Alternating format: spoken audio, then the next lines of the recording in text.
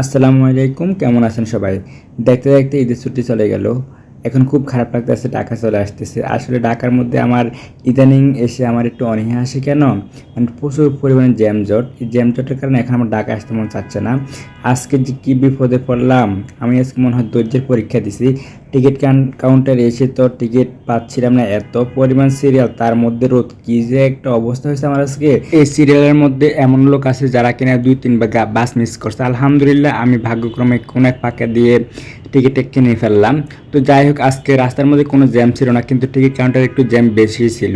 বাড়ির মধ্যে দুই একজন তো আমাকে রীতিমতো ভয় পাইয়ে দিয়েছে, আজকে নাকি রাস্তার মধ্যে পুরাটাই জ্যাম, যাইতে পারবো না, কি যে একটা অবস্থা। আলহামদুলিল্লাহ রাস্তার মধ্যে কোনো জ্যাম নাই, দেখতে পাচ্ছেন গাড়িটা খুবই সুন্দর চলতেছে।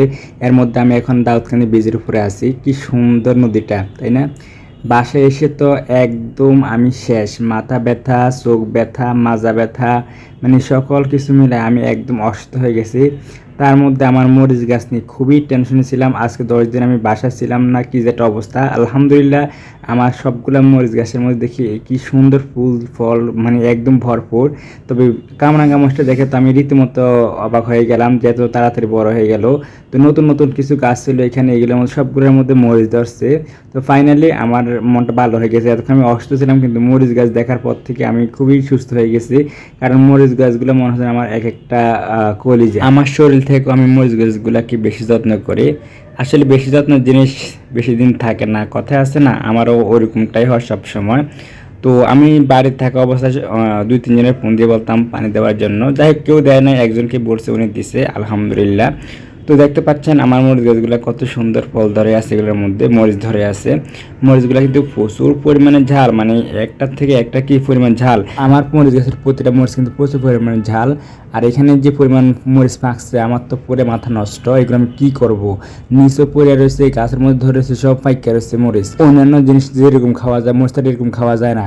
তো ফাইনালি আমি আপনাদের সাথে শেয়ার করতেছি আম্মা আজকে বাড়ি থেকে আমাকে কী কী দিয়েছে। আসলে মায়েরা না থাকলে, মানে আমার মা না থাকলে যে আমার কী হবে আমি জানি না।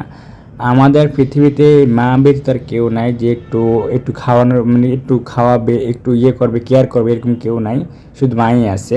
তো যাই হোক, মা আমাকে দুই বক্স গরুর মাংস দিয়ে দিয়েছে, যাতে আমি রান্না করতে না হয়। এখানে প্রায় 3 কেজি মাংস হবে 2 বক্সের ভিতরে, কারণ আমার একদম ঠাসা ঠাসা করে মাংসগুলো দিছে, যাতে আমার মোটামুটি এক সপ্তাহ পাক করে না লাগে। সাথে আম্মা আমাকে অন্যান্য জিনিসপত্র দিয়ে দিছে। কী কী দিছে আমি আপনার সাথে আস্তে আস্তে সকলকে শেয়ার করি।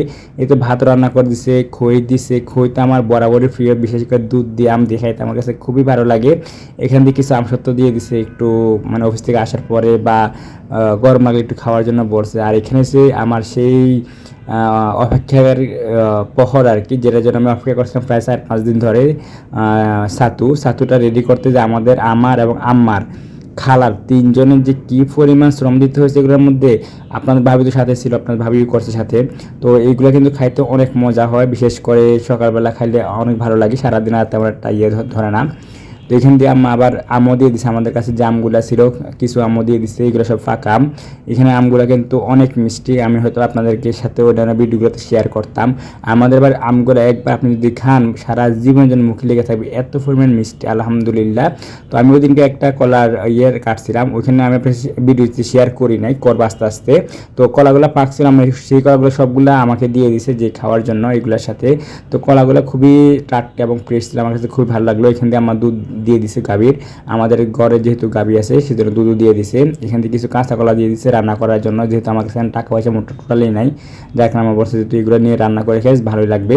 তো আমার এত পরিমাণ ক্ষুধা লাগছিল, কোনো স্থলকুল না পেয়ে ফ্রেশ হয়ে সাথে সাথে খাইতে বসলাম। তো মাংসটা ঠান্ডা ছিল, একটু গরম করা উচিত ছিল, কারণ আমার সেটা ধৈর্য ছিল না। তো গাছ থেকে যে মরিচগুলো নিয়ে আসছে এগুলো 3টা আনছে, কিন্তু গাছ আমি ফাইনালি একটা খাইতে পারছি, 2টা খাইতে পারি নাই। আমি ভাবলাম 3টে খাইতে পারবো, কিন্তু কোনোটা খাইতে পারি নাই। তো ভিডিওটি পেছনে ভালো থাকবেন, যদি ভিডিওটা ভালো লেগে থাকে অবশ্যই লাইক, কমেন্ট এবং শেয়ার করতে ভুলবেন না। আল্লাহ হাফেজ।